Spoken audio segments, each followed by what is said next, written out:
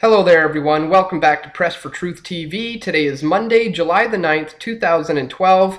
I hope everyone had a great weekend. Thanks for joining me once again today.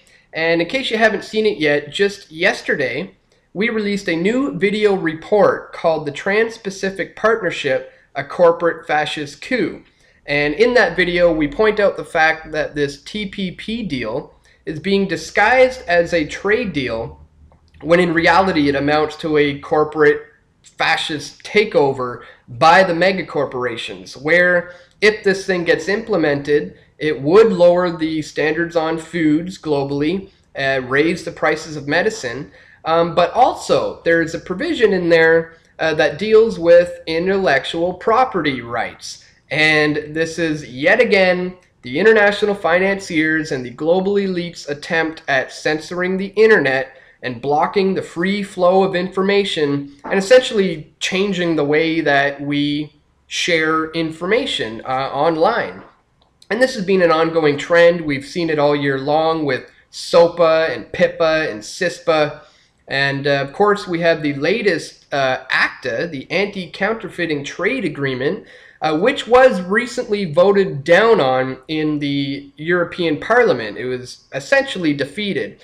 And some of you may recall that I did a vlog on ACTA being voted down on in the EU Parliament about a week ago or so.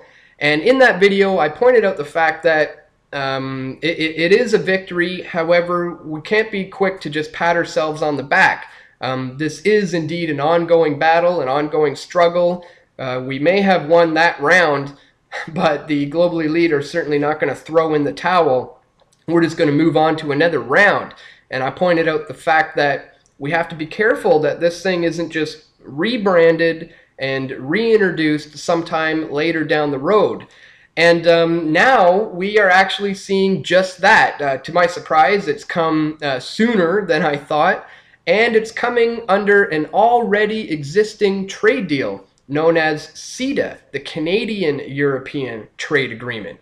And it looks like the new tactic is to introduce provisions within CETA that are almost identical to everything that was just voted down on with the ACTA agreement. Here's an article out recently from Michael Geist. ACTA lives, how the EU and Canada are using CETA as backdoor mechanism to revive ACTA.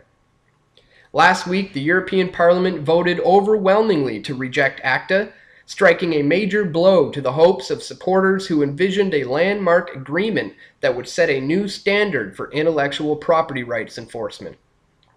The European Commission, which negotiates trade deals such as ACTA on behalf of the European Union, has vowed to revive the badly damaged agreement.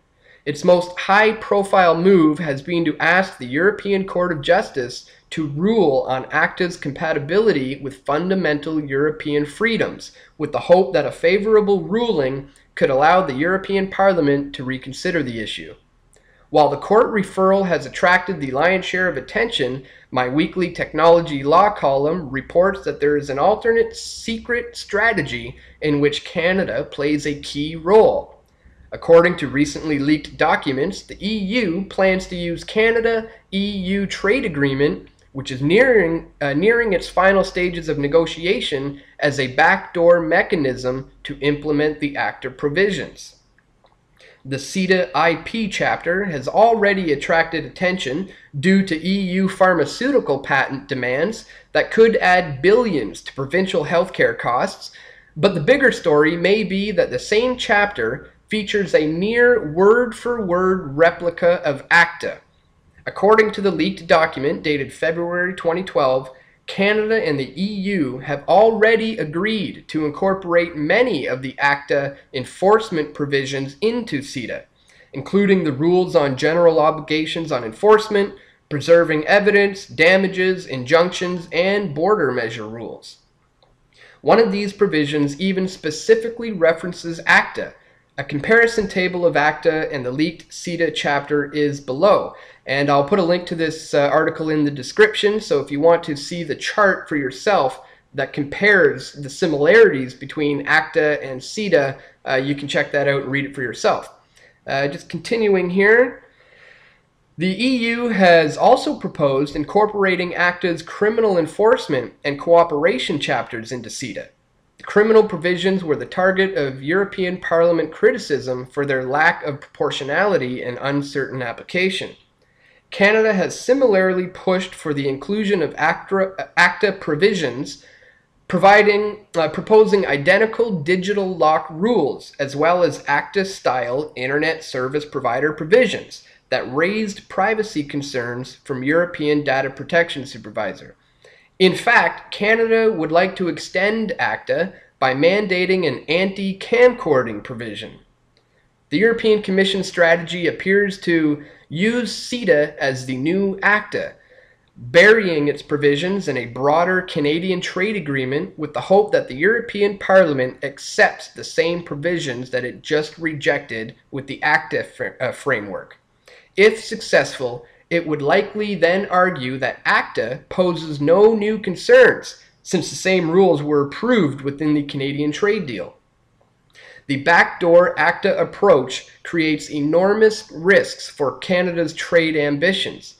Given the huge anti-ACTA movement, the Canada-EU trade deal could face widespread European opposition, with CETA becoming swept up in similar protests. With anti-ACTA sentiment spreading across Europe, Canada should push to remove the intellectual property chapter from CETA altogether. The move would not be unprecedented.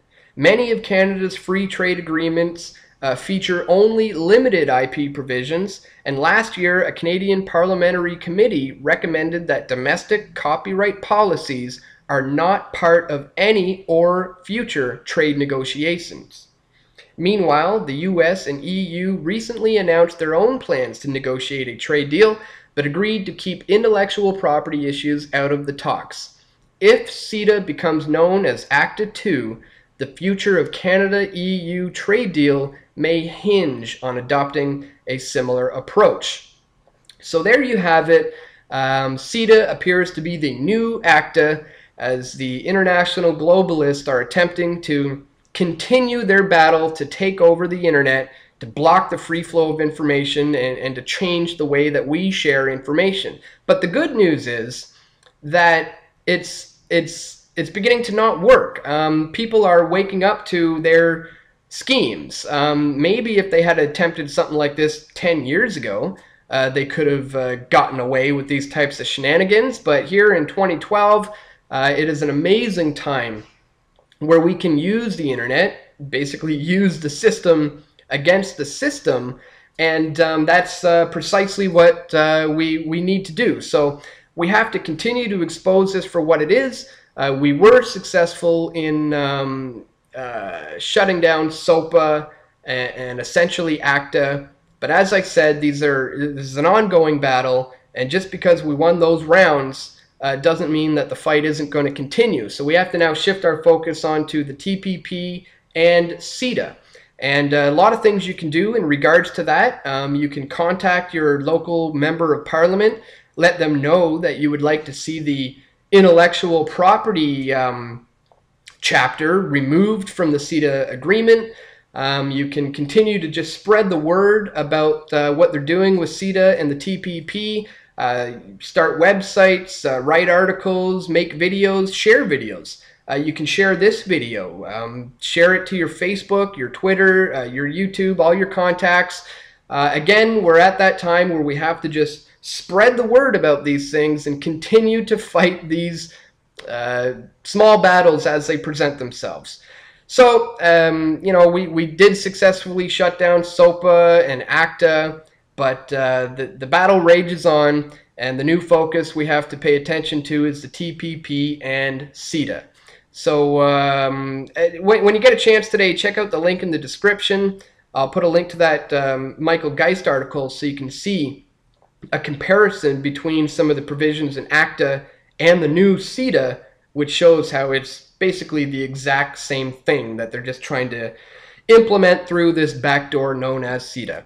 So anyways, guys, that's it for today. Thanks for tuning in once again, and I will see you all right back here tomorrow. Take care.